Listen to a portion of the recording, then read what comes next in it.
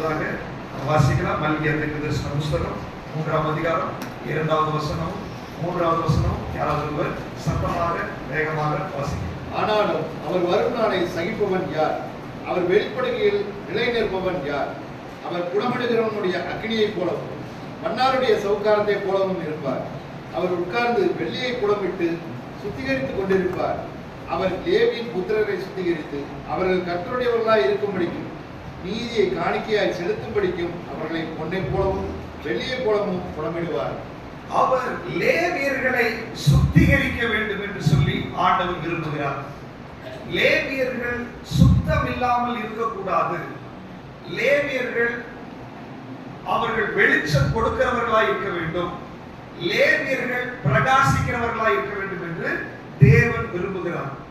பிசாசு என்ன விரும்புகிறார் அப்படின்னா, யாரெல்லாம் லேவியர்களாய் அழைக்கப்பட்டிருக்கிறார்களோ, யாரெல்லாம் தரிசனத்தோடு அழைக்கப்பட்டிருக்கிறார்களோ அவர்களை கழிவை கொண்டு வந்து, பிரச்சனைகள், போராட்டங்கள், வேதனைகளை கொண்டு வந்து அவர்களை ஒடுக்குவது சத்துருடைய வேலை. ஆனா ஆண்டவருடைய வேலை என்ன தெரியுமா? கரை திரை முதலானவைகள் இல்லாதபடிக்கு பிழையற்றதும் பரிசுத்தமுமான சபையாய் தமக்கு முன் எப்போதும் என்னுடைய மனவாட்டி, என்னுடைய லேவியன், என்னுடைய ஆசாரியன், என்னுடைய மகள் என் முன்னாடி நிக்கணும்னு சொல்லி ஆண்டவர் எப்போதும் விரும்பிக் கொண்டே இருக்கிறார். ஹல்லேலூயா. பிசாசு என்ன பண்றான்? அனுதினமும் உன்னை கரைப்படுத்த வேண்டும் என்று விரும்புகிறான். ஆண்டவர் சொல்றாரு, அனுதினமும் உங்களை பரிசுத்தப்படுத்த வேண்டும் என்று விரும்புகிறார். ஹல்லேலூயா. சத்துரு கரைப்படுத்தட்டும், சத்துரு பலவீனப்படுத்தட்டும், சத்துரு போராட்டத்தை கொண்டு வரட்டும், ஆனால் அவருடைய புடமிடுகிற அக்கினி உங்களை பரிசுத்தமாக ஆரம்பித்து விடும். அவருடைய புடமிடுகிற அக்கினி கழிவுகளை வெளியேற்றி விடும். அவருடைய புடமிடுகிற அக்கினி உங்களை பலப்படுத்த ஆரம்பிச்சு விடும். ஹல்லேலூயா. இன்னைக்கு கூட அநேகர் இங்க உட்கார்ந்து இருக்கிறீங்க. சத்துரு போன வாரத்துல கழிப்பை கொண்டு வந்துட்டான். என்னடா ஃபாஸ்டிங் முடிஞ்சிட்டே கழிப்பை கொண்டு வந்துட்டானே, என்னடா அபிஷேகத்துல இருந்து வீட்டுக்குள்ள சட்டை கொண்டு வந்துட்டானே, என்னடா ஃபாஸ்டிங் இருந்ததே இவ்வளவு தளர்வு இருக்குது, நான் அடுத்த லெவல்ல பாயணும்னு நினைச்சேன். ஆண்டவர் சொல்றாரு, நீ அடுத்த லெவல்ல பாயக்கூடாதுக்காக தான் சத்துரு அதை கொண்டு வந்தான். நீ அடுத்த லெவல்ல செயல்படக்கூடாதுன்னு சத்துரு அதை கொண்டு வந்தான். ஆனா ஆண்டவர் சொல்றாரு, அவனுடைய வேலை அவன் செய்யட்டும், என்னுடைய வேலை நான் உன்னை புடமிட்டு கொண்டே இருக்கிறேன். ஹல்லேலூயா. இன்னைக்கு நம்முடைய புடமிடுகிற வல்லமை இங்க வெளிப்பட்டு கொண்டிருக்கிறது. எத்தனை பேர் விசுவாசிக்கிறீங்க? பரிசுத்த ஆவியானவர் மீண்டும் மீண்டும் உங்களை புடமிட்டு கொண்டே இருக்கிறார். எத்தனை பேருக்கு ஆசை, என்ன தொடர்ந்து நீங்க புடமிடுங்க ஆண்டவரே அப்படின்னு சொல்றதுக்கு ஆசை. அவர் புடமிட புடமிட சுத்த பொன்னாய் மாறிக்கொண்டே இருக்கும். எவ்வளவுக்கு அதிகமாய் புடமிடுகிறாரோ உங்க குவாலிட்டி இன்கிரீஸ் ஆகிக்கொண்டே இருக்கிறது. ஹல்லேலூயா. எவ்வளவுக்கு எவ்வளவு உங்களை புடமிடுகிறாரோ உங்களுடைய ஷைனிங் அதிகமாகிக் கொண்டே இருக்கிறது. ஆண்டவர் உங்களுடைய முகத்தை பிரகாசிப்பிக்க போகிறார். ஹல்லேலூயா. அவரை நோக்கி பார்த்தவர்கள் பிரகாசம் அடைந்தார்கள். அவர்கள் முகங்கள் வெட்கப்பட்டே போகவில்லை. எவ்வளவுக்கு எவ்வளவு உங்களை புடமிடுகிறாரோ அவ்வளவுக்கு அவ்வளவு நீங்க வெட்கப்படவே மாட்டீங்க. ஹல்லேலூயா. உங்களுடைய வெட்கத்தின் நாட்கள், துன்பத்தின் நாட்கள், தரித்திரத்தின் நாட்கள் அதுக்கு ஒரு முடிவு உண்டாக்கி அவருடைய புடமிடுகிற அக்கினி உங்களை விடுதலையாக்கி கொண்டே இருக்கிறது. ஹல்லேலூயா. எத்தனை பேர் விசுவாசிக்கிறீங்க? கரங்களை தட்டி ஆண்டவருக்கு ஒரு மகிமை செலுத்துங்க. ஆண்டவரே, புடமிட்டு கொண்டிருக்கிறதுக்காக ஸ்தோத்திரம். ஹல்லேலூயா. சோ இந்த புடமிடுகிறத குறித்து நம்ம தியானிக்கும் போது ஆசரிப்பு கூடாரத்துல தியானிச்சோம். மகா பரிசுத்த ஸ்தலத்துல தேவனுடைய ஷெக்கினா மகிமை இறங்கும் போது உணர்வே இல்லாத ஒரு உடன்படிக்கை பெட்டி அங்க இருக்கக்கூடாது.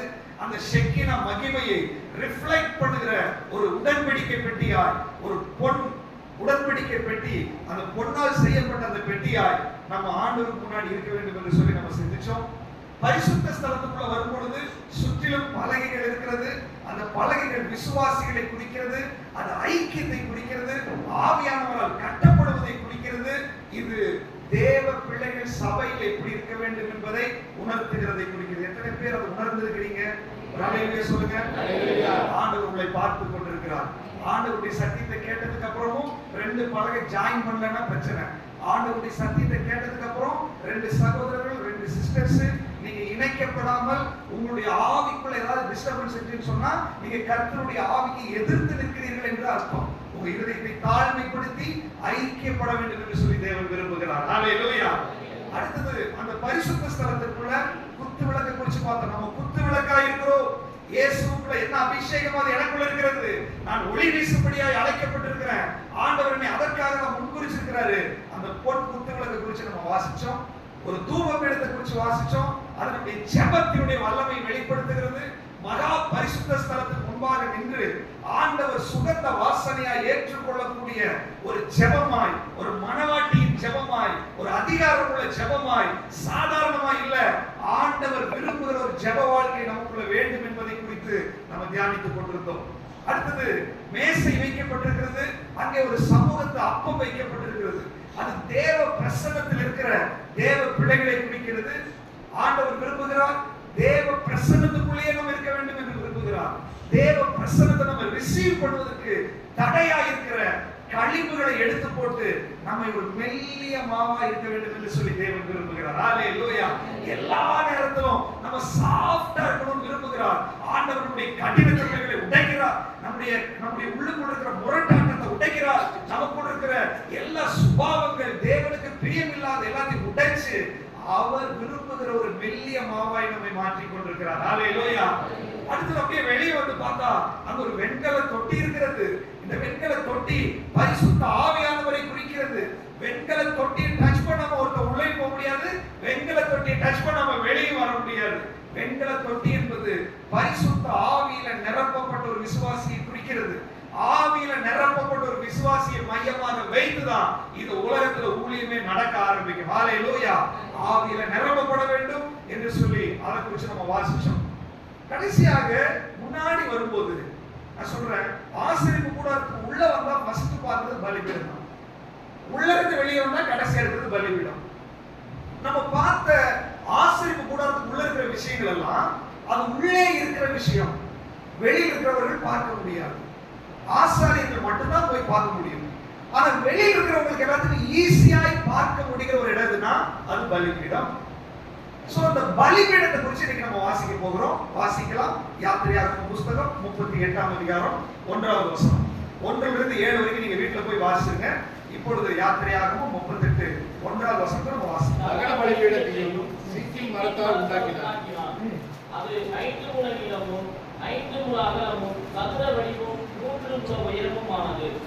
அதில் 4 மூலைகளிலும் அதனோடு ஏகமாய் இருக்கிற அதில் 4 கொம்புகளையும் உண்டாக்கி தகன பலிபீடம்.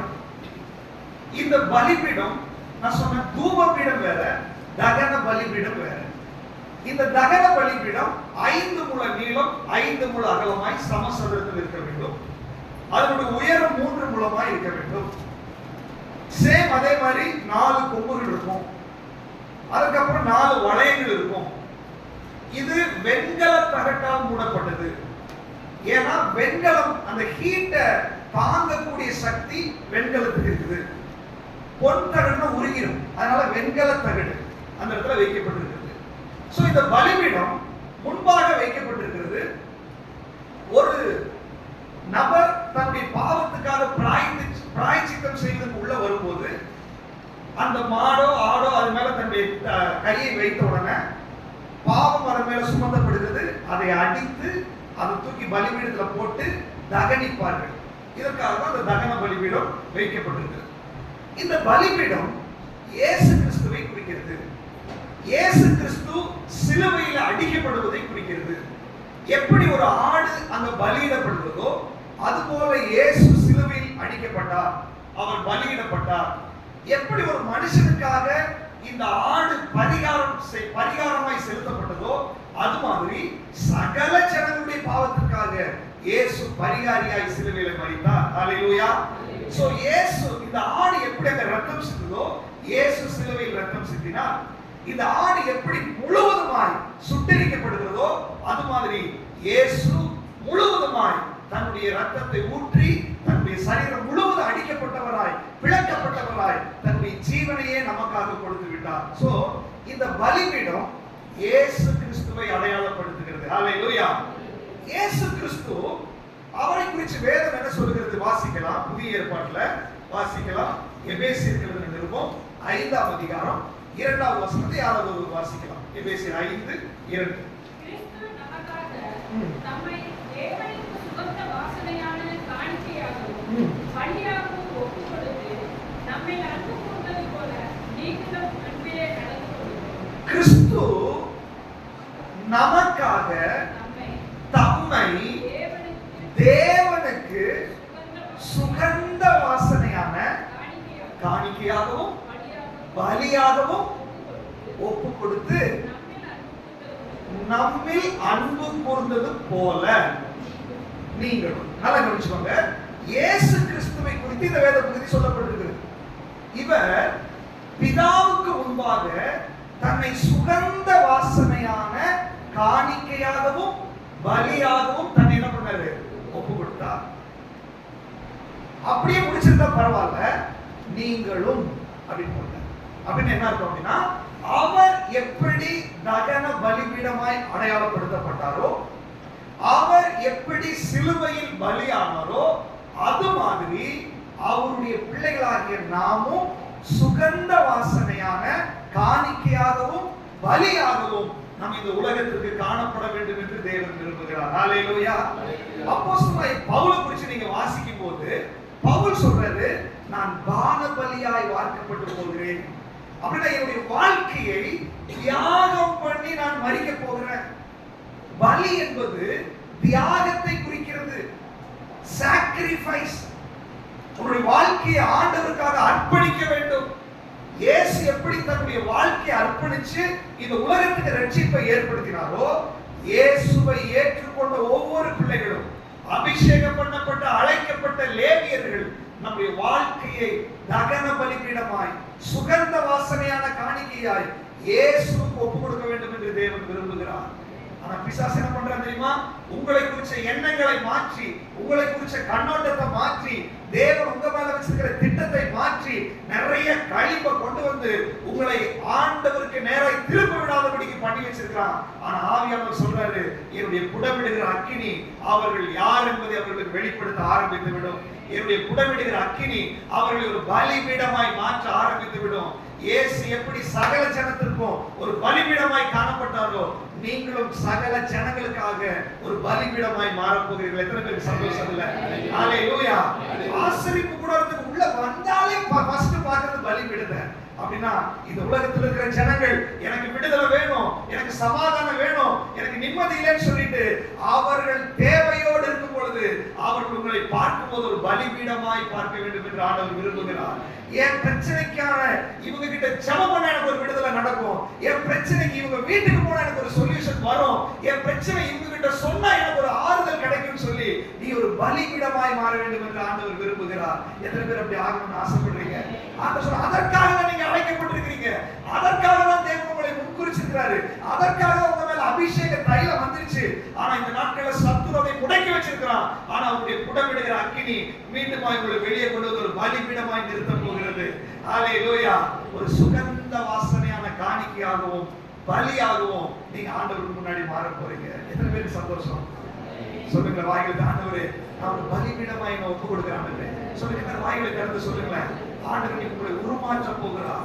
நீ நிறைய பேருக்கு தேவை, கஷ்டப்படுறதுக்கு நீ தேவை, தற்கொலை பண்றதுக்கு நீ தேவை, போராட்டத்தில் இருக்கிறவனுக்கு நீ தேவை, பிசாசால் பிடிக்கப்பட்டவனுக்கு நீ தேவை, வறுமையில் இருக்கிறவனுக்கு நீ தேவை, உபத்திரப்படுறவனுக்கு நீ தேவை. ஆண்டவரை ஒரு பலிபீடமாய் வைத்திருக்கிறார். எத்தனை பேர் விசுவாசிக்கிறீங்க? பலருக்குள்ள விசுவாசமே வரல போட்டு வாயில திறந்து சொல்லுங்க, நான் விசுவாசிக்கிறேன், நான் விசுவாசிக்கிறேன். ஹல்லேலூயா. இந்த பலிபீடம் அதனுடைய டைமென்ஷன் பார்த்தா 5 x 5, 5 முழ நீளம், 5 முழ அகலம், உயரம் 3. இந்த உயரத்தை நம்ம அநேக காரியங்கள் வேதத்தில் இருக்குது. அதுல இயேசுவை குறித்து தான் அது என்ன பண்றது சொல்லப்பட்டிருக்கு. சோ இந்த 5x5, 5×5ன்றது பழைய ஏற்பாட்டினுடைய 5 ஆகமங்களை குறிக்கிறது. இஸ்ரவேல் ஜனங்களுக்கு இந்த 5 ஆகமம் என்பதுதான் அவர்களுடைய வேதம், தோரா. இதுதான் அவர்களுடைய வேதம். 5 ஆகமங்களும் இயேசுவை வெளிப்படுத்திக் கொண்டே இருக்கிறது. 5 ஆகமங்களை நீங்க வாசிச்சு பார்த்தீங்கன்னா ஆண்டவருடைய உள்ளத்துக்குள் இருக்கிற கருப்பொருள் என்ன அப்படின்னு நீங்க கண்டுபிடிக்க ஆரம்பித்தால், இந்த ஆகமங்களினுடைய மைய பொருளை நீங்க ரிசர்ச் பண்ண ஆரம்பித்தால் ஒரே ஒரு விஷயம் தான். என்ன தெரியுமா? இவர்கள் எகிப்திலிருந்து வந்தாங்க. உலகத்துல நிறைய தேவர்கள் இருக்குது, என்ன இல்லாம உனக்கு வேற எந்த தெய்வமும் என்ன பண்ணக்கூடாது, இருக்கக்கூடாது. இத்தனை நியாய பிரமாணங்கள், கற்பனைகள் இஸ்ரவேல் ஜனங்களுக்கு கொடுத்ததனுடைய ஒரே நோக்கம் என்னன்னு சொன்னா, உன் தேவனாகிய கர்த்தரிடத்துல நீ அன்பு கூற வேண்டும். உன் முழு இருதயத்தோட, உன் முழு ஆத்மாவோட, உன் முழு பலத்தோட நீ அன்பு கூற வேண்டும் என்பதுதான் இந்த 5 ஆகமங்களுக்கு உள்ளடங்கி இருக்கிற பிரதானமான விஷயம். அதற்காக தான் பண்டிகைகள், அதற்காக தான் சடங்காச்சாரங்கள், தான் பலிகள், அதற்காக தான் எல்லா காரியங்களும் நடந்துச்சு. ஒன்னே ஒண்ணு ஆண்டவர் விரும்புறாரு, முழு இருதயத்தோட என்ன பண்ண வேண்டும்? அன்பு செலுத்த வேண்டும். புதிய ஏற்பாட்டுக்கு வரும்போது அதையே தான் ஆண்டவர் வெளிப்படுத்துகிறார்.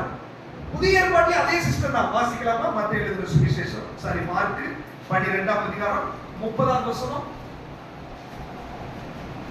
உங்கள் தேவனாகிய கர்த்தரிடத்தில் உன் முழு இருதயத்தோடும், உன் முழு இருதயத்தோடும், உன் முழு ஆத்மாவோடும், உன் முழு ஆத்மாவோடும், உன் முழு மனதோடும், உன் முழு மனதோடும், உன் முழு பலத்தோடும், உன் முழு பலத்தோடும் அன்பு கூர்வாயாக என்பது பிரதான கற்பனை. பிரதான கற்பனை. அடுத்த வருஷம் அப்புறம் வாசிப்போம். ஃபர்ஸ்ட் என்னன்னா, உன் தேவனாகிய கர்த்தரிடத்துல உன் முழு இருதயத்தோட, உன் முழு ஆத்மாவோட, உன் முழு மனதோட, உன் முழு பலத்தோட நீ என்ன பண்ண வேண்டும்? பழைய ஏற்பாட்டுல இந்த விஷயத்துல எவ்வளவு சீரியஸா இருந்தாரோ அதே சீரியஸ்னஸ் தான் புதிய ஏற்பாட்டிலே ஆண்டவர் இருக்கிறார். அவருடைய ஒரே ஒரு நோக்கம் என்னன்னா, நீ என்னை நேசிக்க வேண்டும், நீ என்னில் அன்பு கூற வேண்டும். 5 அப்படின்னா 5 தான் இருக்கணும். மோசேக்கு சொல்றாரு, மலையில் உனக்கு காண்பிக்கப்பட்ட மாதிரியின்படியே செய்வதற்கு நீ எச்சரிக்கையாய். அப்படின்னா என்ன அர்த்தம்?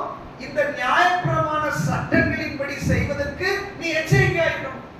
உபாகமம் 28 நீ வாசிக்கிறோம், இந்த கற்பனைகளின்படி இன்று உனக்கு விதிக்கிற உன் தேவனாகிய கர்த்தருடைய கற்பனைகளின்படியும் பிரமாணங்களின்படியும் நீ செஞ்சால் இங்கே சொல்லப்படுகிற சகல ஆசீர்வாதங்களும் உனக்கு வரும். இதுல இருக்கிற காரியங்களை நீ தவறும் போது வேத புஸ்தகத்தில் சொல்லப்படுகிற சகல சாபங்களும் உன் மேல வரும். அப்ப எதற்காக இந்த கற்பனைகள், எதற்காக இந்த எச்சரிப்பு? ஆண்டவர் சொல்றாரு, நீ என்னை நேசித்துக் கொண்டே இருக்க வேண்டும். நான் உன்னை நேசிக்கிறேன், நீயும் என்னை நேசிக்கணும். ஏன் ஆண்டவரை நேசிக்கணும்? ஆண்டவரை நேசிக்கல அப்படின்னா உன்னை கவர்ந்து இழுத்து கொண்டு போகும்படியாக, உன்னை டிஸ்டர்ப் பண்ணும்படியாக இந்த உலகத்துல அநேக தேவர்கள் இருக்கிறாங்க. வேத புஸ்தகத்துல நீங்க வாசிச்சு பாத்தீங்கன்னா வேற பலிபீடங்கள் நிறைய இருக்கிறது. வேற ஜனங்களுக்கும் பலிபீடம் இருந்துச்சு, அந்நிய அக்கினி இருந்துச்சு, அந்நிய தேவர்களுக்கு பலியிட்டார்கள். அந்த பலிபீடத்துக்கும் இந்த பலிபீடத்துக்கும் வித்தியாசம் இருக்கிறது. அந்த பலிபீடம் எப்படி வேணாலும் இருக்கலாம், பட் தேவனுடைய பலிபீடம் பரிசுத்தமா இருக்க வேண்டும். தேவனுடைய பலிபீடம் அவருடைய நியாய பிரமாணத்தின்படி இருக்க வேண்டும். தேவனுடைய பலிபீடம் சுத்தமா இருக்க வேண்டும்.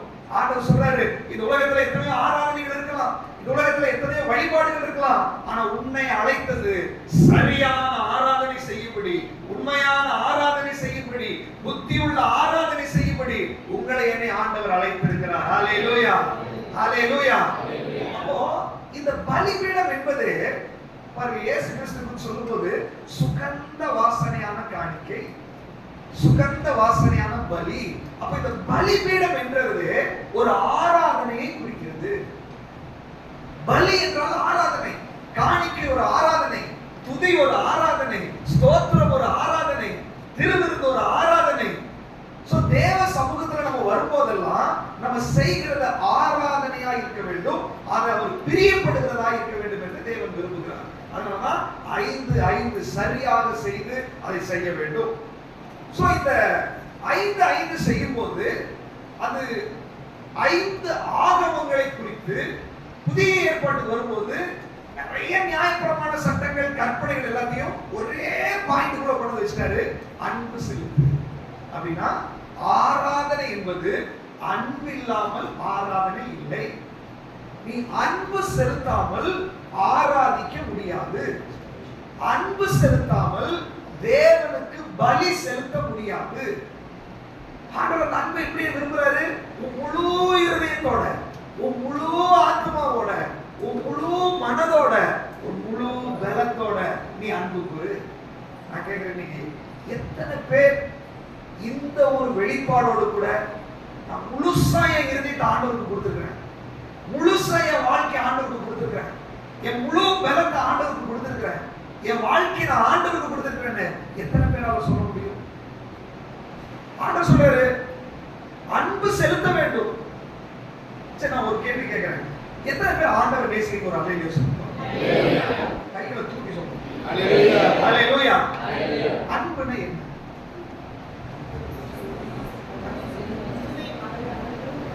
திரும்ப திரும்ப பார்க்கலாம். விரும்புறதை செய்யறது அன்பு. அப்புறம் இருதயத்திலிருந்து வர்றது அன்பு. அப்புறம் அவரை போல அன்பு செலுத்துறது.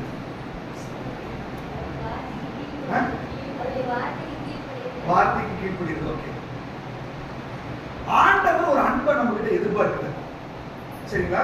இப்ப நமக்கு என்ன தெரியுதோ, நம்ம என்ன அனுபவிக்கிறோமோ அதுல வந்து நிறைய காரியங்கள் நீங்க சொல்றீங்க. விரும்புறதை செய்யறது இல்லையா? இப்போ ஹஸ்பண்ட் அண்ட் ஒய்ஃப் இருக்கிறாங்க. ஒய்ஃப் ஹஸ்பண்ட் உங்களை நேசிக்கிறாரா அப்படின்னு கேட்டா, ஒய்ஃப் விரும்புறதெல்லாம் ஹஸ்பண்ட் செஞ்சா ஒய்ஃப் என்ன சொல்லுவாங்க? நேசிக்கிறேன். ஹஸ்பண்ட் விரும்புறதெல்லாம் ஒய்ஃப் செஞ்சா ஓமா நேசிக்கிறேன். இவங்க விரும்புறதெல்லாம் கரெக்டா தப்பான்னு ஒண்ணு வேணும்ல. இவன் விரும்புறது கரெக்டா தப்பான்றது வேணும் இல்ல. இவன் தப்பா விரும்பினாலும் நேசிக்கிறதா ஓகே அன்பு செலுத்துறது. இவன் தப்பு பண்ணாங்க கேட்டா இல்ல அன்பு செலுத்தல. இது உலகத்தினுடைய பார்வை. ஆண்டவர் சொல்றாரு, அவரில் அன்பு செலுத்துறது என்பது அவருடைய பிரமாணங்களின்படி இருந்து செய்யறதா அன்பு செலுத்துறது. அவர் நம்ம கிட்ட அன்பு செலுத்துறார். அதுல மாய்மாலவே கிடையாது. அது அகாப்பே லவ், அன்கண்டிஷனல் லவ் ஆண்டவர் நமக்கு கொடுத்தாரு. ஆனால் என்கிட்ட ஒரு அன்பை எதிர்பார்க்கிறாரு. அது அவருடைய பிரமாணங்களின்படி இருக்கணும்னு சொல்லி எதிர்பார்க்கிறார். சோ அந்த அன்பை வந்து நம்ம நிறைய விஷயத்துல அதை கரெக்டா எக்ஸ்பிளைன் பண்ண முடியாது.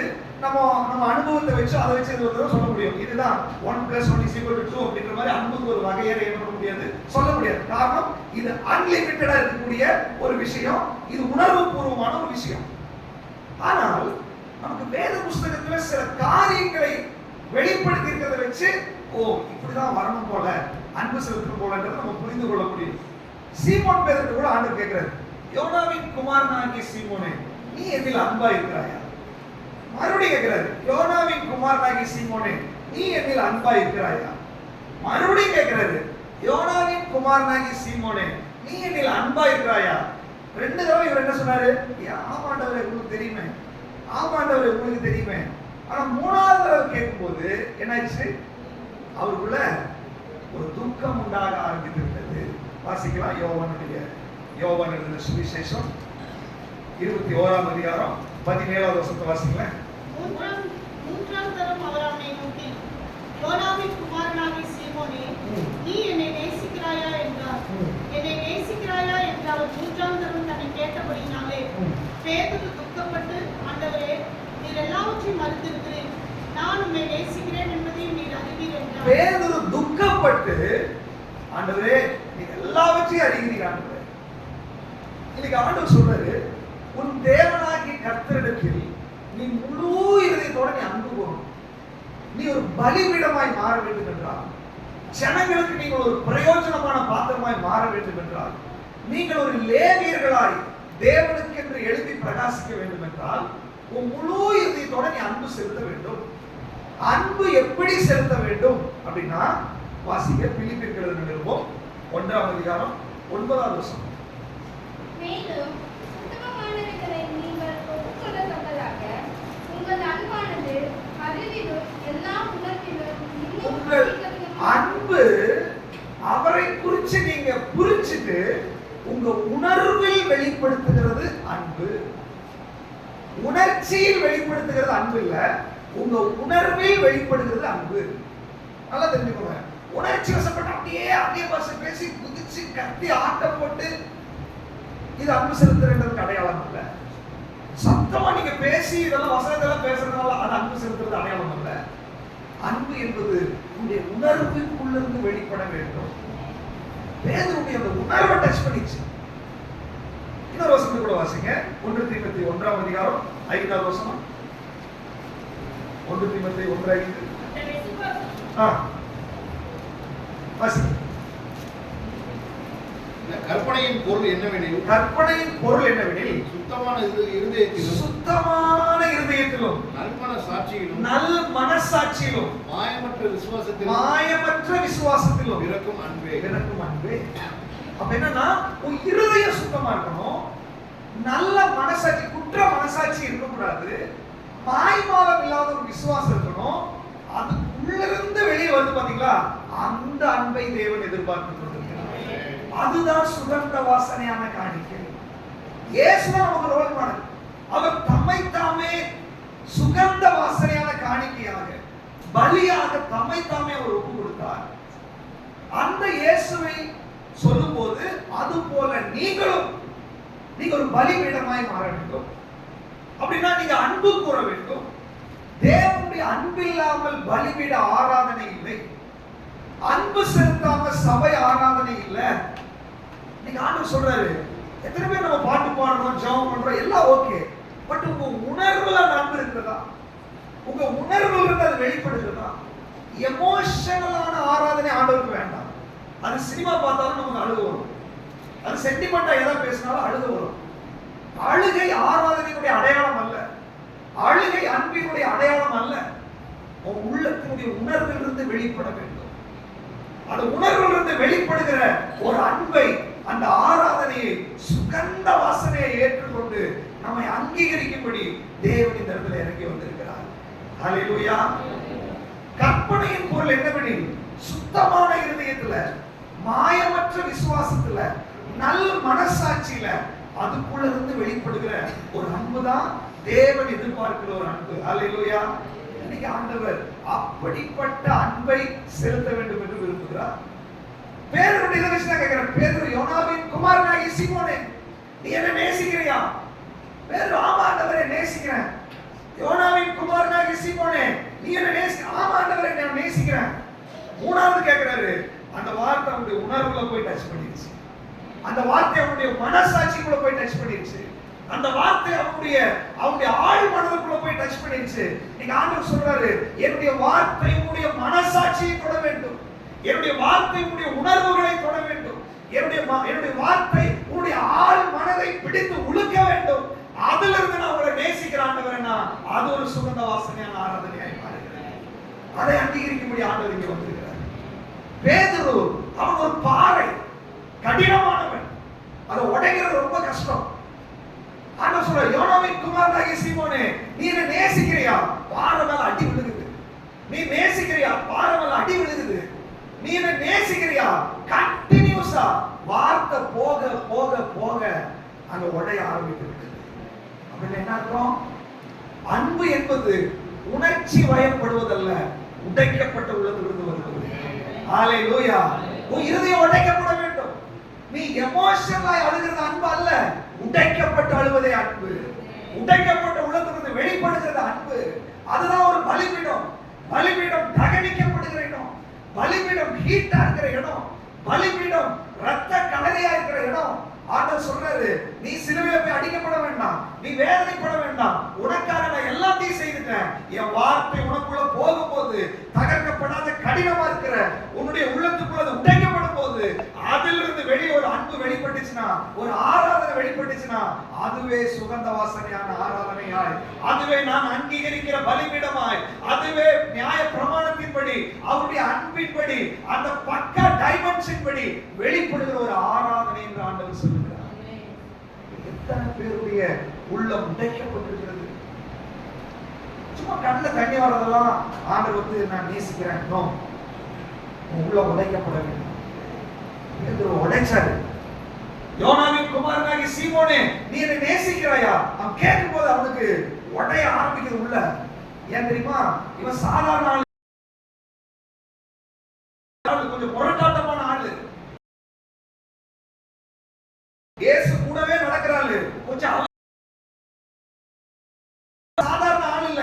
இயேசுவே தெரியாத மறுதலிச்ச ஆளு. பேதுரு சாதாரணமான ஆள் இல்ல. பிசாசு அடிக்கடி உள்ள விட்ட ஆளு. ஆண்டவர் சொல்ற, பொப்பாலே போ சாத்தானே. பிசாசுக்கு இடம் கொடுத்த ஆளு. பிசாசு அவனுக்குள்ள வந்துச்சு, மறுதலிச்ச ஆரம்பிச்சான், அவசர புத்தி ஆரம்பிச்சான். இயேசு மறுதலுக்கு பிற்பாடு பின்வாங்கி போனான். அப்ப பாருங்க, பேதுரு என்ற ஒரு மனுஷனுக்குள்ள, இயேசுவோடு நடக்கிற ஒரு சீசனுக்குள்ள, இயேசு கூடவே இருக்கிற ஒரு மனுஷனுக்குள்ள அவசர புத்தி இருந்துச்சு. அவனுக்குள்ள ஒரு முரட்டாட்டம் இருந்துச்சு. அவனுக்குள்ள பிசாசு உள்ள வர்றதுக்கான வழியை திறந்து விடுகிற கேப் இருந்துச்சு. அவனுக்குள்ள ஒரு பின்மாற்றத்தினுடைய இருதயம் இருந்துச்சு. அவனுக்குள்ள இப்படிப்பட்ட நிறைய சுபாவங்கள் அந்த பாறையை மேலும் மேலும் கடினப்படுத்தி கொண்டே இருந்தது. ஆனால் ஆண்டவருடைய அன்பினுடைய அந்த சத்தம் வரும்போது, யோனாவின் குமாரனாகிய சீமோனே, நீ என்னை நேசிக்கிறாயா? என்ன நடந்துச்சு தெரியுமா?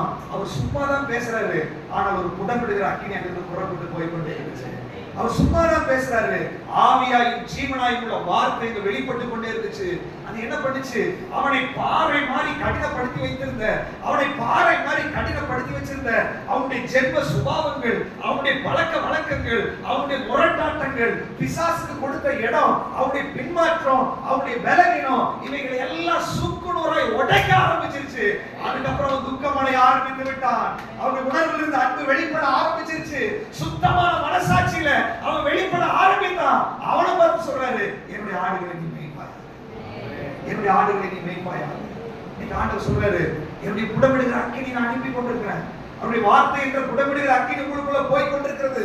பேதுருவே, உன்னுடைய கடின இருதயத்தை உடைக்க வேண்டும் என்று ஆண்டவர் விரும்புகிறார். உனக்குள்ள ஒரு கடின இருதயம் இருக்கிறது. நீ எமோஷனலாய் நீ ஆராதிக்கிறாய், நீ எமோஷனலாய் நான் நேசிக்கிறப்பா நீ சொல்ற, நீ எமோஷனலாய் தேவ சபைக்கு வர்ற, நீ எமோஷனலாய் நீ பாடுகிறதும் ஆராதிக்கிறதும் நீ பண்ணுகிறது எல்லாம் அது ஒரு மாய்மாலம். நீங்க ஆண்டவர் சொல்றாரு, இல்ல இல்ல, அது உனக்குள்ள இருந்து உன்னுடைய உணர்வுல இருந்து அது வெளிப்பட வேண்டும். அது உணர்வுல இருந்து வெளிப்பட முடியாதபடி உனக்குள்ள முரட்டாட்டம் இருக்கிறது, உனக்குள்ள கீழ்ப்படியாமை இருக்கிறது, நீ பிசாசுக்கு இடம் கொடுக்கிறாய், உனக்குள்ள ஒரு பின்மாற்றத்தின் அனுபவம் இருக்கிறது, உனக்குள்ள ஒரு அவசர புத்தி இருக்கிறது, உனக்குள்ள ஜென்ம சுபாவம் இருக்கிறது, உனக்குள்ள பலவீனம் இருக்கிறது. ஆண்டவர் சொல்ல, இதுக்கெல்லாம் நீ இடம் கொடுத்து மேலும் மேலும் மேலும் உன்னுடைய உணர்வு கடினமாகி விட்டது. உன்னுடைய உணர்வுக்குள்ள ஆவியானவர் கிரியை செய்ய முடியல. நீ ஒரு மெல்லிய மாவாவே இல்ல, உன்னை நான் பயன்படுத்த முடியாது. ஆனால் நீ ஆண்டவர் சொல்றாரு, அவருடைய புடமிடுகிற அக்கினி உள்ள உன்னை நொறுக்கும்படியாக, அந்த புடமிடுகிற அக்கினி உன்னை சுட்டெரிக்கும்படியாக யாரெல்லாம் விட்டு கொடுக்கிறீர்களோ அவர்களுடைய உணர்வுக்குள்ளிருந்து நான் உங்களை நேசிக்கிற ஆண்டவரே அப்படின்னா அது உண்மையான அன்பாய் வெளிப்பட ஆரம்பிக்கிறோம். எத்தனை பேர் விசுவாசிக்கிறீங்க? யார் வாயில திறந்து சொல்லலாம், ஆண்டவரே என்னை குணப்படும்படி அக்கினி அனுப்புனாங்க, ஆண்டவரே என்னை குணப்படும்படி வல்லமை அனுப்புனாங்க, என்னை குணப்படும்படி மகிமை அனுப்புனாங்க. இன்னைக்கு பரிசுத்த ஆவியானவர் உங்களுடைய உள் மனதிலிருந்து, உங்களுடைய உணர்விலிருந்து உண்மையான ஒரு அன்பை வெளியே கொண்டு வந்து ஒரு பலிபீடமாய் மாற்றி நிறுத்தணும் ஆண்டவர் விரும்புகிறார். சுகந்த வாசனையான காணிக்கையாகவும் பலியாகவும் உங்களை மாற்றணும் விரும்புகிறார். ஆண்டவர் எப்பேற்பட்ட பாறை இருந்தாலும் அவரை உடைக்க ஆரம்பிச்சார். இன்னைக்கு நீங்க சொல்லலாம், ரொம்ப கடினமா இருக்கிறேன், உங்களுக்கு உணர்வு ரொம்ப கடினமா இருக்கு, என்னால முடியல. ஆனால் அவரால் உடைக்க முடியாத எந்த கடினமான காரியம் கிடையாது. அதனால பேதுரு உணர்ந்து இருக்கிறது. பேதுருவே உடைச்சிட்டேன்னா உங்களை உடைக்கிறது ரொம்ப ஈஸி இல்லையா? பேதுருவே உடைச்சிட்டாரு, கூட நடந்தாலே முடியும், யாருமே தெரியாது அப்படின்னாரு, அவரவே உடைச்சிட்டாரு. அப்ப அவ்வளவு கடினம். நம்மளாம் ஆண்டவரை விசுவாசிக்கிறோம், கண்ணில் பார்க்கல ஆனா விசுவாசிக்கிறோம். பேதுருவை விட நீங்க பாக்கியசாலிகள். பேதுரு உடைக்கிறதே அவருக்கு ஈஸி அப்படின்னா உங்களை என்னை உடைக்கிறது அவருக்கு ரொம்ப எளிது. ஹல்லேலூயா, ஹல்லேலூயா. அவருடைய வார்த்தை உங்களுக்கு ஒருபோது நீங்க விட்டு கொடுத்தா இன்னைக்கு உங்களை உடைச்சு உங்களுக்கு உண்மையான அன்பை வெளியே கொண்டு வந்து ஆண்டவரோடு உங்களை கனெக்ட் பண்ண வேண்டும் என்று ஆண்டவர் விரும்புகிறார். ஹல்லேலூயா, ஹல்லேலூயா. எப்படி உடையும்? தாவீது சொல்றாரு, அவருடைய சத்தம் எப்படி இருக்குதாமா? வாசிங்க சங்கீத புஸ்தகம் 29:3.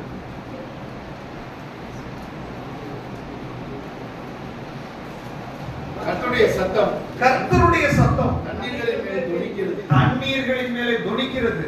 மகிமையுள்ள தேவன் முழங்குகிறார், மகிமையுள்ள தேவன் முழங்குகிறார். கர்த்தர் திரளான தண்ணீர்கள் மேல் இருக்கிறார், திரளான தண்ணீர்களின் மேல் இருக்கிறார். கர்த்தருடைய சத்தம் வல்லமை உள்ளது, வல்லமை உள்ளது. கர்த்தருடைய சத்தம் மகத்துவம் உள்ளது, மகத்துவம் உள்ளது. கர்த்தருடைய சத்தம் கேதுரு மரங்களை முறிக்கிறது, கேதுரு மரங்களை முறிக்கிறது.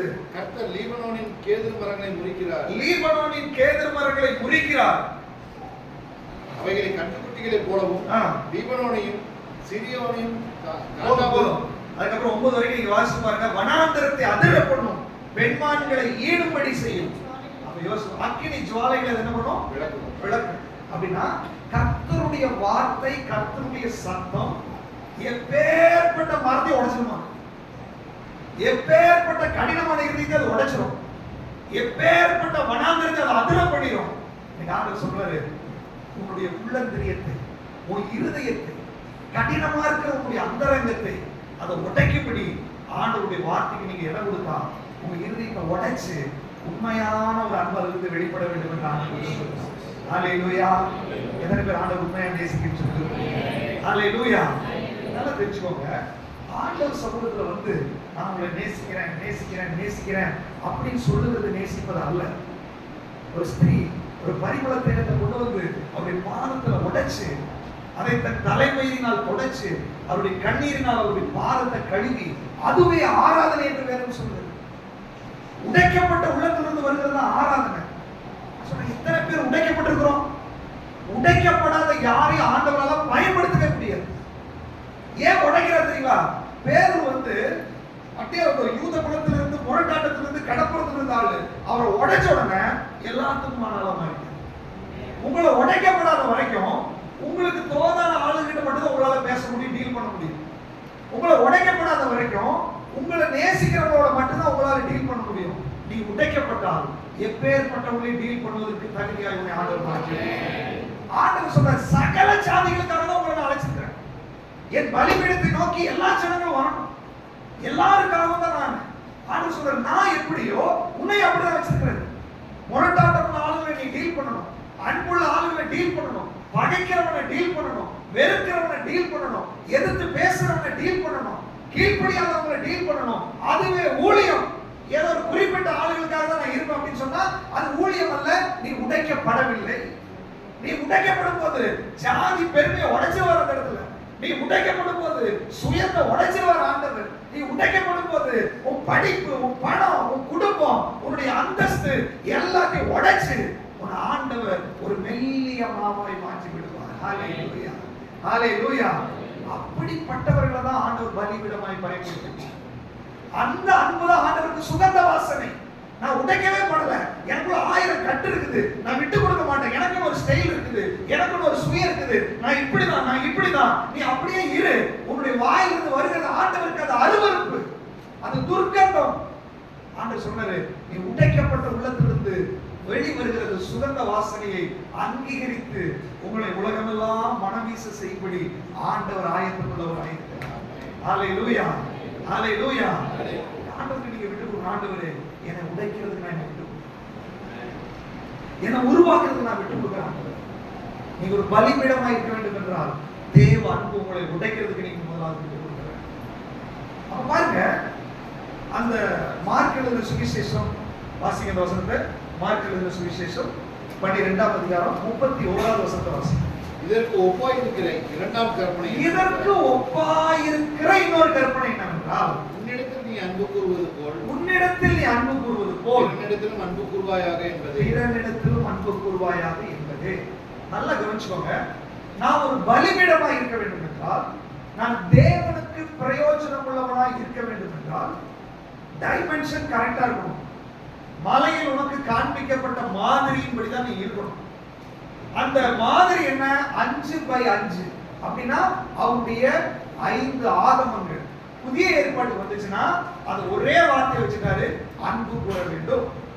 ஆனால் அந்த அன்பினுடைய இன்னொரு வெர்ஷன் இருக்குது. அன்பு என்பது அதுக்கு 2 பாகம் இருக்கிறது. ஒரு காய்க்கு எப்படி 2 பாகமோ அதே மாதிரி அன்புக்கு 2 பாகம் இருக்கிறது. அதனுடைய ஒரு பாகம் என்னுடைய உள்ளம் உடைக்கப்பட்ட உள்ளத்திலிருந்து ஆண்டவரே நான் உங்களை நேசிக்கிறேன் அப்படின்னு சொல்றேன் இல்லையா, அந்த அன்பு தான் தேவன் எதிர்பார்க்கிற அன்பு. அதே நேரத்துல அந்த காயினுடைய இன்னொரு பக்கத்தை, அன்பினுடைய இன்னொரு பக்கத்தை பார்த்தா, நீ உன்னிடத்தில் அன்பு கூறுவது போல பிறனிடத்தில் நீ அன்பு கூறுவது. தேவனோடு உடைக்கப்பட்ட உள்ளத்தோடு உணர்வு பூர்வமாய் நான் கனெக்டா இருந்தால் 100% என் சகோதரன் யாரா இருந்தாலும் நான் அவனை நேசிக்கிறது தான் எனக்கு உள்ள போகும். நிறைய பேர் நான் நல்லா ஜெபிக்கிறேன், நல்லா அபிஷேகத்தில் இருக்கிறேன், ஊழியம் செய்யறேன், நான் நல்லா உலகால நிக்கிறேன், பைபிளை தலையில வாசிக்கிறேன், ஆனா என் சகோதரனை நேசிக்க முடியல, என் சகோதரியை நேசிக்க முடியல, எனக்குள்ள அன்பு வரமாட்டேங்குது, மன்னிக்க முடிய மாட்டேங்குது, பழச மறக்க முடிய மாட்டேங்குது அப்படின்னு உங்களுக்கு ஒரு இருந்துச்சுன்னா, காயில ஒரு பக்கம் மட்டும் பிரிண்ட் பண்ணிட்டு இன்னொரு பக்கம் இல்ல, அதை கொண்டு கொடுத்தா என்ன பண்ணுவான்? அப்படின்னா ஆண்டு சொல்ற உங்களையும் செல்லாது, நீ செல்லா காசாக சபையில இருக்காது. இதை வச்சு வியாபாரம் பண்ண முடியாது. பரலோக ராஜ்யம் ஒரு பெரிய வியாபாரம். உனக்குள்ள இன்வெஸ்ட் பண்ணிருக்கிறார், உன்னை வச்சு ஜாதிகளை கொண்டு வரணும்னு விரும்புறாரு. ஆண்டு உன்னை வச்சு பெருங்கூட்டமான ஜனங்களை ஆதாயப்படுத்தணும்னு விரும்புறாரு. ஆனா ஆண்டவர் திருப்பி பார்க்கிறாரு, இது செல்லா காசா இருக்கு.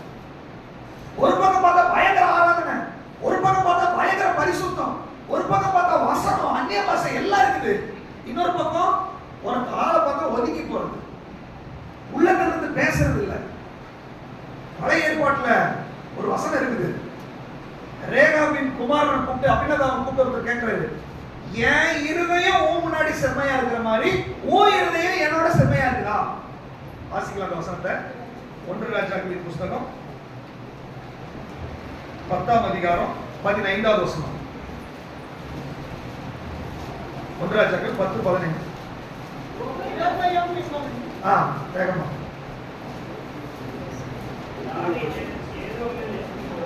1 ராஜாக்கள் 10ஆம் அதிகாரம், சாரி 2 ராஜாக்கள் 10ஆம் அதிகாரம் 15வது வசனம்.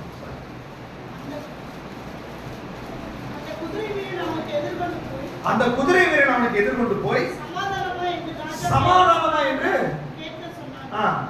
அதற்கு யெகூ, சமாதானத்தை பற்றி உனக்கு என்ன? அதில் அவன் புறப்பட்ட போது தனக்கு எதிர்ப்பட்ட ரேகாவின் குமாரனாகிய தனக்கு எதிர்ப்பட்ட ரேகாவின் குமாரனாகிய யோனாதாபை சந்தித்து அவனை உபசரித்து, இவன் சொல்றான், என் இருதயம் உன் இருதயத்தோட செம்மையா இருக்குதுப்பா, உன் இருதயம் செம்மையா இருக்குதான்னு கேட்கிறான். அவன் சொல்றான், அப்படியே இருக்குதுன்னு சொல்றான். அடுத்து அவன் என்ன சொல்றான்? அப்படி இருக்கிறதானால் உன் கையை என்ற கொடு. அவன் தன் கையை கொடுத்த போது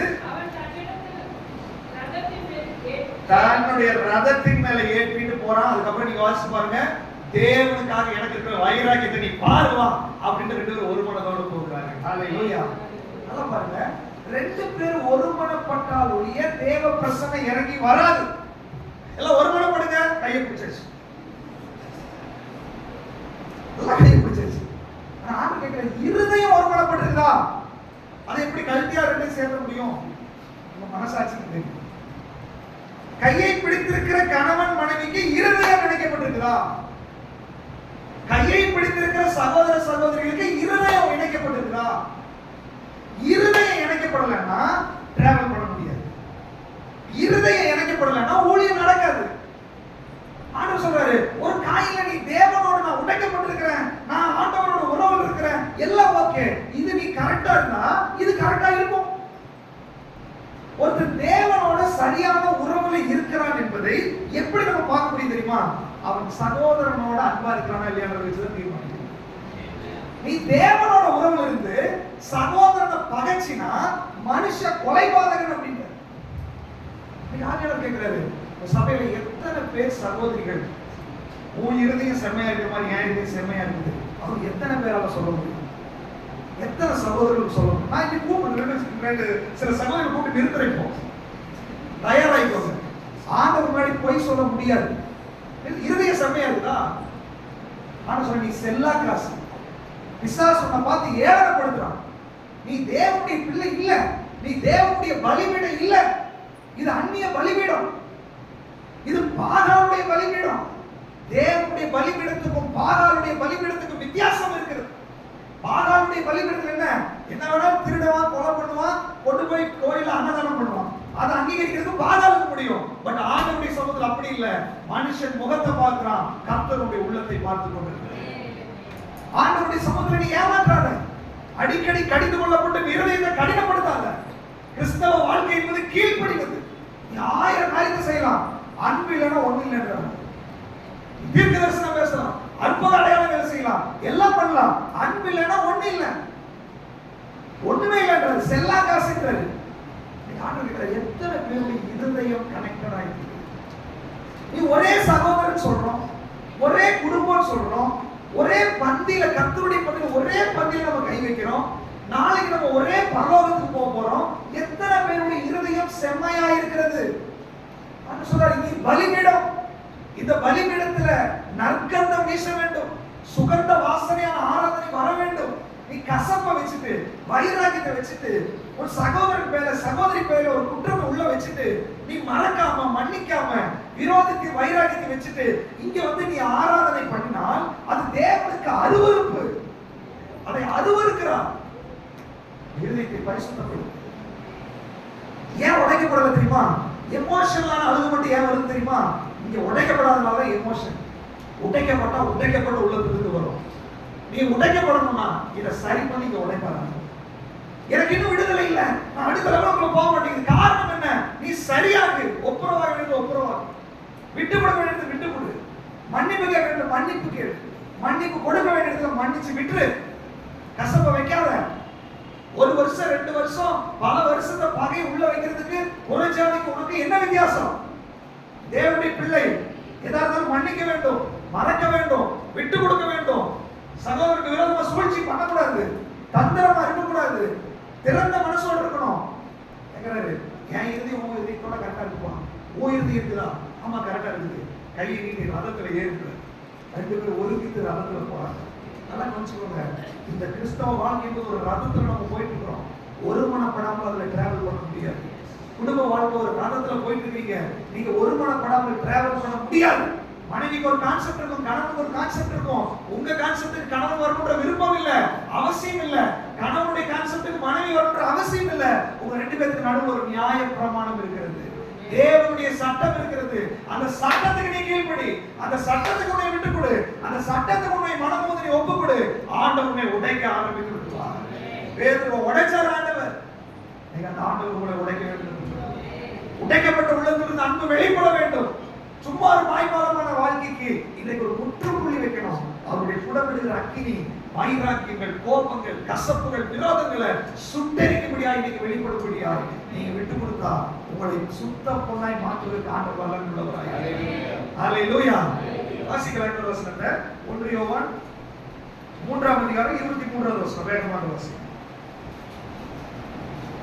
நாம் அவருடைய குமாரனாகிய இயேசு கிறிஸ்துவின் நாமத்தின் மேல் விசுவாசமாயிருந்து அவர் நமக்கு கட்டளையிட்டபடி ஒருவரில் அன்பாயிருக்க வேண்டும் என்பதே அவருடைய கற்பனையாய் இருக்கிறது.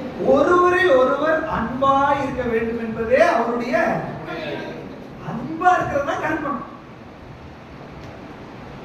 ஒரு விசாரிங்க, நல்லா இருக்கீங்களா? ஒரு வீட்டுக்கு நான் கேட்கிறேன், இங்க இருக்கிற எத்தனை பேர் எல்லாத்துக்கிட்டையும் பேசுறீங்க? எத்தனை பேர் எல்லா வீட்டுக்கும் நீங்க போயிருக்கீங்க? ஏன் போக கூடாதா? போய் விசாரிக்க கூடாதா? ஏன் ஒரு பிளான் பண்ணுறதா? இந்த ஞாயிற்றுக்கிழமை நம்ம அந்த சிஸ்டர் வீட்டுக்கு போவோம், இந்த ஞாயிற்றுக்கிழமை இந்த பிரதர் வீட்டுக்கு. சில குறிப்பிட்ட ஆளுங்களே கனெக்ட் ஆகிட்டு நல்ல பாபேல் கோபுரம் கேட்டீங்கன்னா ஆண்டவர் உடைச்சிடுவோம். நம்ம ஆண்டவர் கூட்ட கலைக்கிறாங்க தெரியுமா? உடைச்சிடுவோம். ஆண்டவர் எல்லாரையும் நீ நேசிக்கணும். நீ பாபேல் கோபுரம் கட்டாத, ஒரு குறிப்பிட்ட வட்டத்துக்குள்ள உங்க வாழ்க்கையை வைக்காத, குறிப்பிட்ட வட்டத்துக்குள்ள இருக்கணும்னு நினைக்காத. ஆண்டவர் உடைப்பார், ஆண்டவர் செக் வைப்பார். இந்த இடத்துல ஆண்டவர் சொல்றாரு, நீ எல்லாரும் ஒரே குடும்பமா இருக்க வேண்டும். யார் கூட எல்லாம் பேசல. இன்னைக்கு ஆராதனை நீங்க பேசணும், இன்னைக்கு ஆராதனை ஒப்புரவாகணும், இன்னைக்கு ஆராதனை யார் வீட்டுக்கு போலையோ போகணும், இன்னைக்கு யாருக்காக ஜெபம் இன்னைக்கு பண்ணணும். அதுதான் ஆண்டவர் சொல்றாரு உண்மையான பலிபீடம், உண்மையான அன்பு. இல்லைன்னா ஒரு பக்கம் தாயும் ஒரு பக்கம் எம்டி செல்லா காசா மாதிரி இருக்கு. உங்களை யாரும் உபயோகப்படுத்த முடியாது. நான் சொல்றேன், நீங்க இந்த கற்பனைப்படி கீழ்படிச்சு பாருங்க, உங்களை உபயோகப்படுத்த ஆரம்பிச்சிருவாங்க, உங்களை பயன்படுத்த ஆரம்பிச்சிருவாங்க. ஆட்டோமேட்டிக்கா அது நடக்கும். தேவன் உங்களை பயன்படுத்தணும்னு நினைக்கிறாரு, அதற்காக இதை சரி செய்யுங்கள் என்று சொல்லி ஆண்டவர் ஆலோசனை கொடுக்கிறார். சோ இது கற்பனையா இருக்கிறது. 1 பேதுரு 4ஆம் அதிகாரம் 8வது வசனம். அன்பில்லாதவன் தேவனை அறியான், தேவன் அன்பாகவே இருக்கிறார். எல்லாவற்றுக்கும் மேலாக ஒருவரில் ஒருவர் ஊக்கமான அன்புள்ளவர்களாய் இருங்கள். ஒருவரில் ஒருவர் ஊக்கமான இங்கிலீஷ்ல அன்புள்ளவர்களாய் டீப்லி, ஊக்கமான அன்பு, டீப் லவ், ஊக்கமாய் அன்பு கூற வேண்டும். அப்படின்னா அந்த அன்பு, அந்த டீப் லவ் என்னது? ஆழமா இருக்கணும். அப்படின்னா அந்த அன்பு அப்படின்றது வந்து அது பிரிக்க முடியாத உறவா மாறணும். ஒரு சகோதர ஐக்கியம்னு அர்த்தம் இல்லையா? பவுல் சில திருக்குறளை எழுதும்போது அந்த கொலோசை பட்டணத்துக்கு, எபேசி பட்டணத்துக்கு அவர்களை நினைக்கும் போதெல்லாம் என் உள்ள சந்தோஷமா இருக்கு. நினைக்கும் போதெல்லாம் ஆண்டவரை ஸ்தோத்திரிக்கிறேன். இல்லையா? ஏன்னா அந்த டீப் லவ், எத்தனை பேருக்கு அப்படி ஒரு டீப் லவ் இருக்குது சகோதரர்களுக்குள்ள? டீப் லவ் இருந்துச்சுன்னா ஒரு சகோதரன் வர்ஷிப் பண்ணும்போது இன்னொரு சகோதரன் அவருக்காக ஜெபம் பண்ணுவாங்க. டீப் லவ் இருந்துச்சுன்னா ஒருத்தர் என்கரேஜ் பண்ணுவாங்க. இந்த டீப் லவ் இல்லைன்னா பகைப்பாரு. இன்னைக்கு இத்தனை பேர் இருக்கிறோம், நாளைக்கு ஒரு புதுசா ஒரு 10 பேர் வந்துட்டாங்க, அவங்க ஆளை வல்லமே பயன்படுத்துறாரு. அவங்கள வர்ஷிப் நீங்க நிறுத்தினா இங்க வர்ஷிப் பண்ணிட்டு இருக்கிற சகோதரர்கள் அவர்களுக்காக தேவனை மகிமைப்படுத்தணும். அப்போ உங்களை அடுத்த ஸ்டெப்புக்கு ஆண்டவர் கொண்டு போயிடுவாரு. ஏன் போஸ்டிங்க்கு இன்னொருத்தர் வந்துட்டாங்கன்னு மனசுல நினைச்சா அது டீப் லவ் இல்ல, அது மாய்மாலம். அது உலக பிரகாரமான ஒரு கம்பெனிலயோ அரசியல்வாதிகளோ செய்யற ஒரு பாலிடிக்ஸ். அது சபையில இருக்கக்கூடாது. ஒரு சகோதரியை பயன்படுத்தினா மற்ற சகோதரி ஆண்டவரை துதிங்க, தேவன் உங்களை இன்னும் அதிகமா பயன்படுத்துவார். யாரெல்லாம் என்கரேஜ் பண்றாங்களோ, யாரெல்லாம் அடுத்தவங்களுக்காக இடம் கொடுக்குறாங்களோ அவர்களை ஆண்டவர் அடுத்தடுத்த லெவலுக்குள்ள கொண்டு போயிடுவார். யாரெல்லாம் ஒருத்தர் பயன்படும் போது கசப்பு உள்ள வருதோ, இவங்க பாட் பண்ணாங்க நான் பாட மாட்டேன், அப்படியே தான் உட்காந்துருப்பேன், இவங்க ஆராதனை பண்ணாங்க நான் ரிப்பீட் பண்ண மாட்டேன், நான் அல்லேலூயா சொல்ல மாட்டேன் அப்படின்னா கசப்பு உள்ள இருக்குது. கசப்பு விஷம். ஆண்டவர் சொல்றாரு உடையணும். அப்படிப்பட்ட இருதயம் உடைக்கப்படணும். நீ தேவனுக்கு முன்பாக மாய்மாலம் பண்ணுகிறவன். அந்த மாய்மாலத்தை ஆண்டவர் பார்க்கிறார், உன் இருதயத்தை பார்க்கிறாரு. சபை பரிசுத்தமாக வேண்டும். இது அவர் குணமிடுகிற அக்கினி. இந்த போட்டி பொறாமையை சுட்டரிக்கும்படி நம்ம விட்டு கொடுக்க வேண்டும். இருக்கிற கொஞ்சம் பேர் தான், கொஞ்சம் பேருக்குள்ளே இவ்வளவு பாலிடிக்ஸ் கொடுக்குறான் பிசாசு. ஆண்டவர் சொல்றாரு, இதுல நீங்க ரெடி ஆயிட்டீங்கன்னா நீங்க நிறைய பேருக்கு ஆசீர்வாதம் பண்ணலாம். 10,000 பேர் வந்தாலும் அதை மேனேஜ் பண்ணக்கூடிய கிருபை இங்க இருக்கிறவர்களுக்கு ஆண்டவர் கொடுத்து விடுவார். ஹalleluya. இருதயத்துக்குள்ள டீப் லவ் வர வேண்டும். Deep love.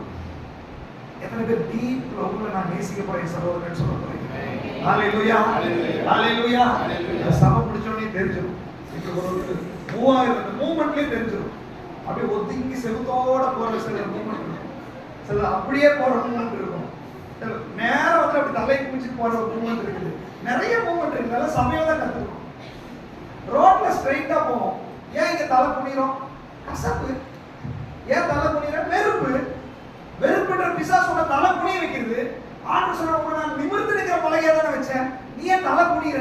வெறுப்பு, களிப்பு. அந்த களிப்பை சுட்டரிக்கிறது தான் அவருடைய குணமிடுகிறார். ஹalleluya. எத்தனை பேர் சொல்றீங்க ஆண்டவரே எனக்கு குணமிடுங்க ஆண்டவரே? சொல்லு, ஒப்பு கொடுங்க. இதை சொல்லிட்டா இது நமக்கு போயமா நினைச்சது எல்லாம் ஒப்பு கொடுங்க. நம்ம எல்லாரும் சுத்திகரிக்கப்பட வேண்டும். குணமிடுகிற அக்கினி எல்லாரையும் குணப்பட வேண்டும். நம்ம எல்லாரும் குணவாளிகள் தான். எல்லாருக்குள்ளேயும் களிப்பு இருக்குது. யாரும் நீதிமான்கள் இல்லை. எல்லாத்தையும் குணப்பட வேண்டும் என்று ஆண்டவர் விரும்புகிறார். ஹalleluya. 2 தெசலோனிக்கேயர் 1ஆம் அதிகாரம் 3ஆவது வசனம்.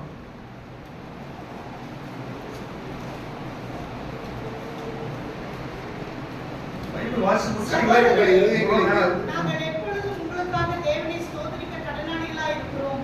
உங்கள் விசுவாசம் மிகவும் பெருகிறபடினாலும் நீங்கள் எல்லாரும் ஒருவரில் ஒருவர் வைத்திருக்கிற அன்பு அதிகரிக்கிறபடினாலும், ஒருவரில் ஒருவர் வைத்திருக்கிற அன்பு என்ன பண்ண வேண்டுமாமா? அது இன்கிரீஸ் ஆகிக்கொண்டே இருக்க வேண்டும். ஆனா பாருங்க, வசனத்துக்கு ஆப்போசிட்டா தான் நடக்குது. நல்லா நேசிட்டு இருப்பாங்க, இப்ப அப்படியே தூரம் ஆயிப்பாங்க.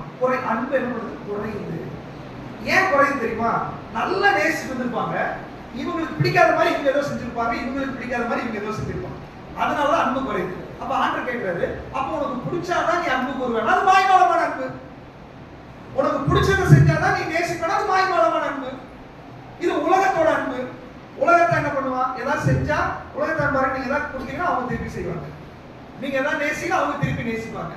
ஏதாவது செஞ்சா செய்யறது அது உலகத்தினுடைய அன்பு. ஆண்டவர் சொல்றாரு, உன் சகோதரனுடைய பலவீனத்தை நீ சகிக்கிறதுக்கு தயாரா.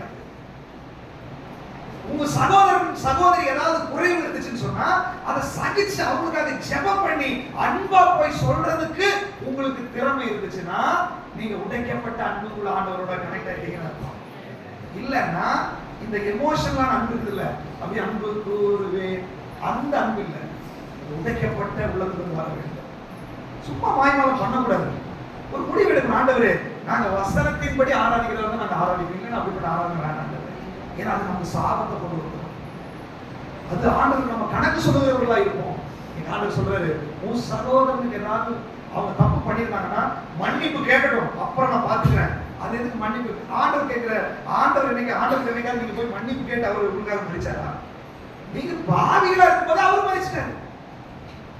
நீங்க பாவியில இருக்கும்போது அவர் ரத்தம் சிந்தினாரு, அவர் தான் தேடி போனாரு. பாவிகளை தேடி அவர் வந்தாரா, பாவி அவரை தேடி போனாங்களா? அப்போ ஒரு சகோதரிக்கோ சகோதரனோ குறை இருக்குன்னா யார் தேடி போனோம்? நான் நீதிமான் யார் சொல்றாங்களோ அவங்க தான் தேடி போனோம். யார் குற்றவாளி உணர்றீங்களோ நீங்க குற்றத்தை ஒத்துக்கிட்டு மனதுன்னா நீங்களும் தேடி போகலாம், அவ்வளவுதான். அவங்க வரட்டும் இவங்க வரட்டும், அவங்க ஃபர்ஸ்ட் பேச இவங்க இல்ல இல்ல, நீ நீதிமான இருக்கா நீ போ கரெக்ட் பண்ணு, நீ நீதிமான நீ போய் மனம் பொருந்து. ஆண்டவர் சொல்றாரு, இந்த மாய்மாலமான கசப்புகள் சபையை விட்டு எடுக்கப்பட வேண்டும், அது குடும்பங்களை விட்டு எடுக்கப்பட வேண்டும். ஒரு சுத்திகரிக்கிற ஒரு புடமிடுகிற அக்கினி நம்மை புடமிடுவதற்கு நம்ம விட்டு கொடுக்க வேண்டும். எபேசியர் 4:2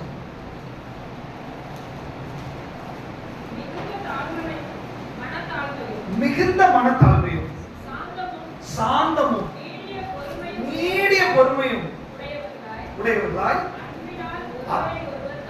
அன்பினால் ஒருவர் ஒருவர் என்ன பண்ணுவோமா தாங்குறது என்னது?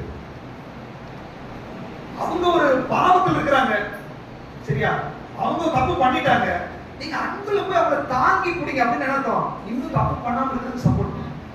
வாழைமரம் காத்துக்கு சாஞ்சு நிற்கும், 2 மரத்தை போட்டு என்ன பண்ணுவாங்க, சப்போர்ட் போட்டு இருக்கு. எதுக்கு? இன்னும் சாஞ்சிடக்கூடாது.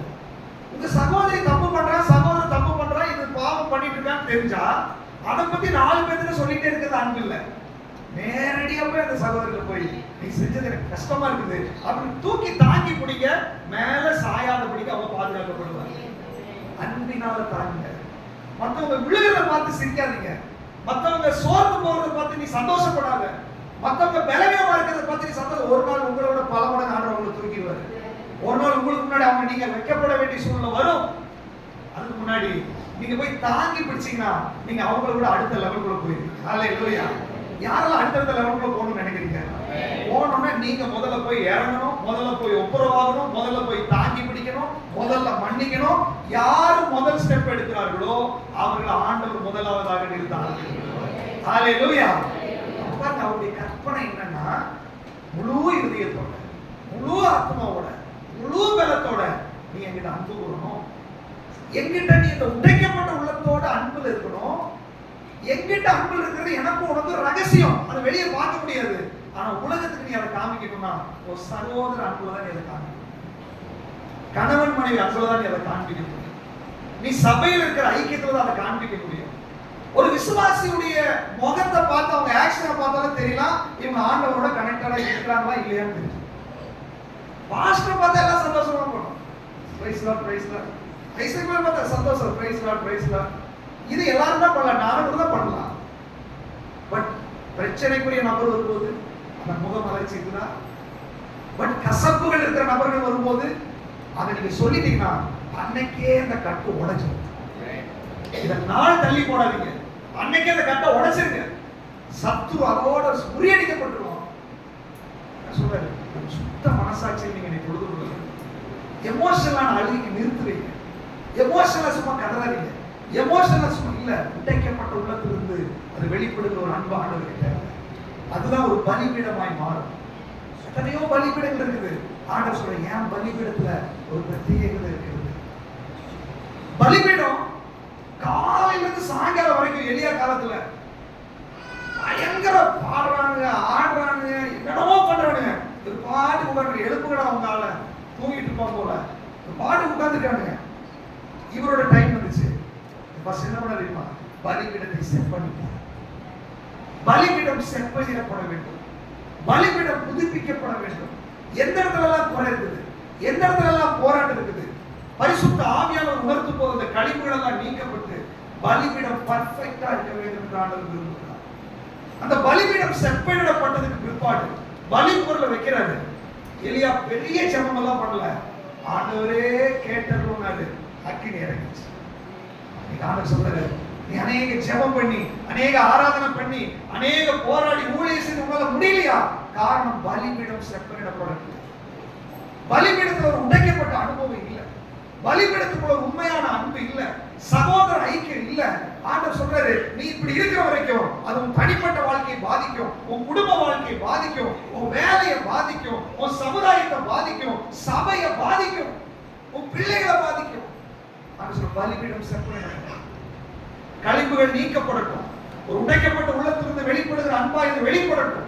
ஆண்டவரோடு உள்ள உறவு, சகோதர ஐக்கியம் ரெண்டையும் பிரதானமாய் வைத்து ஆண்டவரே இதற்கு என்னை பரிபூர்ணமா ஒப்பு கொடுக்கிற ஆண்டவரேன்னு சொல்லி நீங்க ஒப்பு கொடுக்கும் போது அந்த பலிபீடம் செப்பனிடப்படுகிறது. பலிபீடம் செப்பனிடப்பட்டாச்சுன்னு சொல்லி உனக்கு ஒரு கான்பிடன்ட் இருந்துச்சுன்னா நீ ஆண்டவரே அப்படின்னு கூப்பிட்டா அக்கினி இறங்கி வர ஆரம்பிக்கும். பாகால் தீர்க்கதரிசிகள் இருக்கா 430 பேரு. அவனுக்கு முன்னாடி எலியா ஒரே ஒரு ஆள் நிக்கிறாரு. யோசிச்சு பாருங்க, இவருக்குள்ள அந்த கான்பிடன்ட் இல்லாம, பலிபீடம் செட் பண்ணிடாம, இவருக்குள்ள ஒரு குற்ற மனசாட்சியோட அங்க நின்னுட்டு ஆண்டவரே அப்படின்னு இருந்தாருன்னா ஒண்ணு நடந்துக்க அத்தனை பேர் இவனை அடிச்சு கொண்டிருப்பாங்க. ஆண்டவர் சொல்றாரு, அவன் பரிசுத்தமாய் தேவனோட கனெக்டடா இருந்ததுனால அவன் கான்பிடண்டா பேசுறான். பலிபீடத்தை கிளீன் பண்ண ஆண்டவரே நீங்க கேட்டருளும் ஆண்டவரே அப்படின்னு அந்த ஜெபத்துக்கு வானம் திறக்கப்பட்டு அக்கினி இறங்க ஆரம்பிச்சிச்சு. தேவனுடைய மனுஷனுக்காக தேவன் எதையும் செய்ய வல்லவராய் இருக்கிறார். ஆண்டவர் சொல்றாரு, உன் பலிபீடம் ஒரு அக்கினியா இருக்க வேண்டும் என்று ஆண்டவர் விரும்புகிறார். பலிபீடத்தில் ஒரு பிரத்யேகம் தெரியுமா? அது அக்கினி எரிந்து கொண்டே இருக்க வேண்டும். பலிபீடத்தில் அக்கினி அணையக்கூடாது. உன்னுடைய அக்கினி அணைச்சு போடும்படியான இந்த விரோதங்கள், வைராக்கியங்கள், கோபங்கள், கசப்புகள், உங்களுடைய பலிபீடத்தை அக்கினி அவிக்கிறதான இந்த முரட்டாட்டங்கள், கடின இருதயங்கள் எல்லாம் உடைக்கப்படுறது நீ ஒப்பு கொடுத்தா இந்த பலிபீடத்துக்கு அக்கினி எரிய ஆரம்பிக்கும். அல்லது நீ ஜெபிக்கும் போது பரிசுத்த ஆவியுடைய அபிஷேக தைல இறங்க ஆரம்பிக்கும். பரிசுத்த ஆவியுடைய அக்கினி இறங்க ஆரம்பிக்கும். அந்த பலிபீடத்து பக்கத்துல ஒருத்தர் நெருங்க முடியாது. ஆண்டவர் சொல்றது, அநேக பலிபீடமாய் மாற்ற போகிறார். அநேகருடைய பலிபீடத்தினுடைய அக்கினி கொழுந்து விட்டு எரிய போகிறது. அநேகர் நீங்க ஜெபிக்க ஆரம்பிக்கும் போது அக்கினி இறங்க போகிறது. பிசாசு உங்களுடைய பலிபீடத்தை குறிச்சு அவன் நிறைய காலையில இருந்து சாயங்காலம் வரைக்கும் இந்த பாதாள தீர்க்கதரிசி ஏளனப்படுத்தின மாதிரி உன்னை ஏளனப்படுத்திட்டு இருக்கிறான். உன் அழைப்பு பத்தி அவனுக்கு தெரியல, உன்னை உதாசீனப்படுத்திட்டு இருக்கிறான். உன்னை மகிமை அவனுக்கு தெரியல, உனக்குள்ள இருக்கிற ஒரு லேவியனுடைய அழைப்பு அவனுக்கு தெரியல. அவன் நீங்க ஆண்டவர் சொல்றாரு, என் பலிபீடத்தை செப்பன்றதுக்கு நீ ஒப்பு கொடுத்ததுனால ஏதோ ஒரு அக்கினி உனக்குள்ள எழும்ப ஆரம்பிக்கும். ஒரு அக்கினி அபிஷேகம் மேல இறங்க ஆரம்பிக்கும். அந்த அக்கினி அபிஷேகம் பாதாள தீர்க்கதரிசிகளுக்கு முன்பாக நீ யார் என்பதை அடையாளப்படுத்தி காண்பிக்கும். ஆண்டவர் சொல்றாரு, நீ அபிஷேகத்துல நீ வைராக்கியமா நிக்கும் போது மந்திரவாதிகளுக்கு முன்பாய் நிற்பாய், பாதாள தீர்க்கதரிசிகளுக்கு முன்பாய் நிற்பாய், விக்கிரக ஆலயங்களுக்கு முன்பாய் நிற்பாய், விக்கிரக மனிதர்களுக்கு முன்பாய் நிற்பாய். நீ நிக்கும் போது உனக்காக பரலோகம் இறங்கி வரும். உன் ஜெபம் பரலோகத்துல கேட்கப்படும். நீ யார் என்பதை அடையாளப்படுத்தி காண்பிப்பாய். அப்படிப்பட்ட வைராக்கியம் உள்ள எலியாக்களை எழுப்ப வேண்டும் என்று ஆண்டவர் முடிவு பண்ணிட்டாரு. அப்படிப்பட்ட எலியாக்களை நாம் மாறணும்னு சொல்றோம். அப்படியே கண்களை மூடி ஆண்டவரை நோக்கி பார்க்கலாமா?